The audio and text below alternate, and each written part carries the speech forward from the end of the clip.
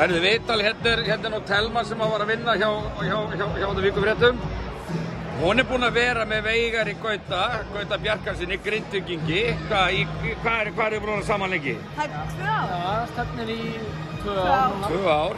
Og þið búið hérna í Keflavík eins og sakir standa. Já, því miður, en það er bara út af náttúruhamförum. Við vorum flutt í Grindavík. Þið voru flutt í Grindavík.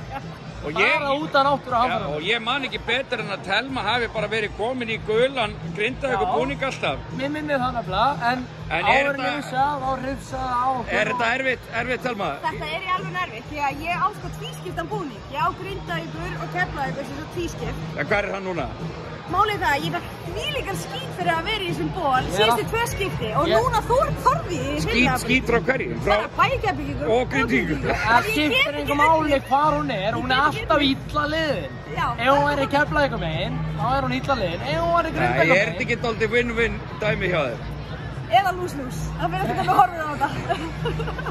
En hvernig er tilfinningin fyrir þessum leik? Ég held svona að... Smá stress. Já. Vegari, einu.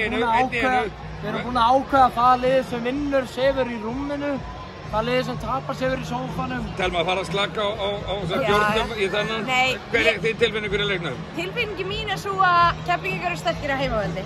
Og maður finnur bara, það er að skera svona bara lofti með hníf hérna inni í höllinni.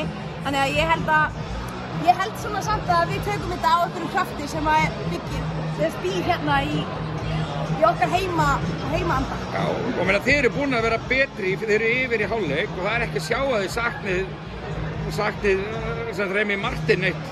Þannig séð, menna... En, ég meina, það er bara svona Grindvíkingum í hag að við höfum... Já, það væri náttúrulega bara bónus fyrir Keflvíkinga að Remi Martin væri með. Við sjáum bara í síðasta leik, þegar hann meiddist, að þeir voru á siglingu þegar hann meiddist og það var eiginlega bara blessun í bölvun að hann hafi meiðst. Blessun í bölvun? Já, eða þú veist, blessun fyrir Grindvíkinga, en bölvun fyrir Keflvíkinga. Já, ok. Þú veist, og hérna erum við og þetta er nú frekar jafnleikur þó að þau séu aðeins yfir, En win or lose?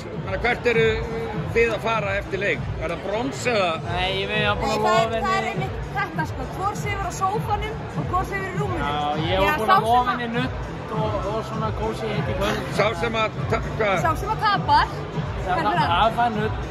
En sá sem að tapar fara að gefa nutt. Þannig að þið eruð ekki að fara að kíkja eitthvað út á lífið í kvöld eða eitthvað? Ég held að við þurfum aðeins fyrst að setla sko þetta hérna eftir leikinn. Það búið að vera svo dýrt eftir að playoffsi byrjaði, maður er alltaf niður í bæ.